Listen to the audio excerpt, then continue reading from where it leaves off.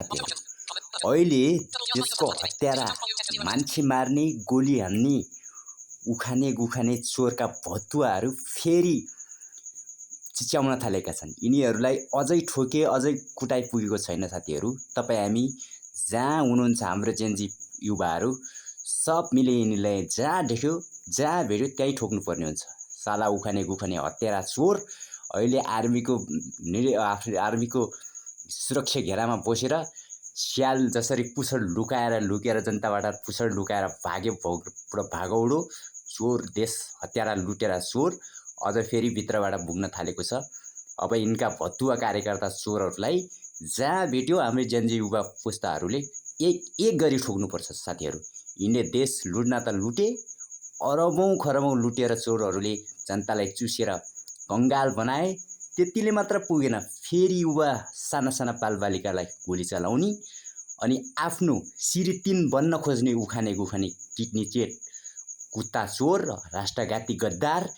र यसलाई अब बाहिर निस्किने बित्तिकै चुइक्क बोल्ने बित्तिकै अब यसलाई खोरमा जाग्नुपर्ने हुन्छ साथीहरू।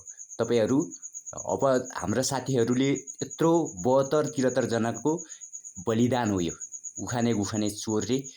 अझै म सिरितिन बन्छु भन्ने यसले सपना नदेखे हुन्छ चोर। तँलाई त बाहिर त सेनाको ब्यारेकबाट मात्र बाहिर निस्किन पाओस्, तँलाई जनताले के गर्छन् तैँले बुझिराखेस् चोर। र यसै गरी कार्यकर्ता एमालेका कुत्ताहरू फेरि भोग्न थालेका छन्। यिनीहरूलाई अझै पुगेको छैन, यिनीहरूलाई लखेटाए, यिनीहरूको पार्टी कार्यालय जल्यो।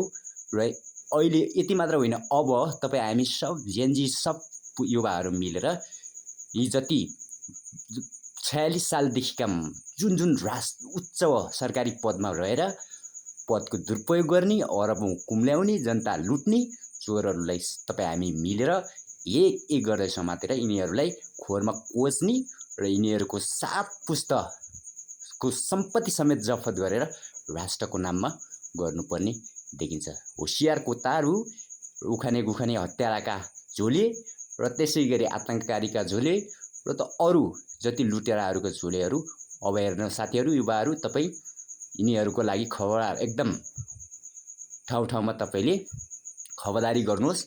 जहाँ भेट्नुहुन्छ कुत्ताका बारेहरू, उखाने गुखाने हत्याराका कुत्ताहरू बोल्न थाल्छन्, जहाँ भेट्नुहुन्छ त्यहीँ ठोक्नुहोस्। यिनीहरूले अझै पुगेको छैन, यिनका ढाड चिलाइरहेका छन्। तपाईँ हामी मिलेर यी साला कुत्ताहरूलाई जहाँ भेट्यो त्यहीँ ठोक्ने र यिनीहरूलाई अझै भनिरहेका छन् हामीले गर्छौँ, तिम्रो बाउले गर्छ उखाने गुखाने हत्यारालाई। अब अहिले उखाने गुखाने पनि आर्मीको ब्यारेकमा रहेर अहिले फोन गरेर युवाहरूलाई भनिरहेको छ रे, होसियार उखाने गुखाने चोर, किडनी चेट, तेरो बाउको बिहे पनि अब हाम्रो जेनजीले देखाउनेछ। यिनलाई हामीले खोरमा कोचेर यिनका 7 पुस्ता यिनलाई भित्र जेलमा सडाउने हाम्रो युवाहरूको जेनजीहरूको माग हो। त्यसैले फेरि पनि जेनजी साथीहरूलाई म भन्न चाहन्छु, तपाईँ एक आपसमा लडाइ झगडा चाहिँ नगर्नु होला, किनभने यो देश तपाईँ हामीले हाँसो र मजाकको कुरा होइन। यहाँ 72-73 जनाको ज्यान गएको, त्यो पनि कलिला बालबालिकाहरूको ज्यान गएको छ। यसले तपाईँले देशको यो तपाईँको सिरियस मजाक गर्ने र कसैको स्वार्थ र विभिन्न स्वार्थ बाजिने अथवा आफ्नो स्वार्थको निम्ति दिएको बलिदान होइन। त्यसैले तपाईँ सम्पूर्ण जेनजी साथीहरू पनि एक आपसमा मिलेर हामी अगाडि बढ्नुपर्ने हुन्छ।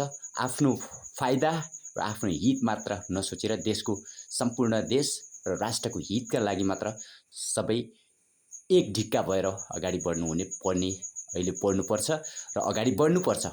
अब साथीहरू फेरि पनि म भन्न चाहन्छु, यो खाउवादी, त्यसै गरी यो बामाले उखाने गुखाने चोर पार्टी, त्यसै गरी यो कांग्रेस, यो र्यालीको पार्टी, यीका चोरहरूका भतुवाहरू फेरि भोग्न थाल्यो भने यिनलाई अझै ठेगान लाउन पुगेको छैन।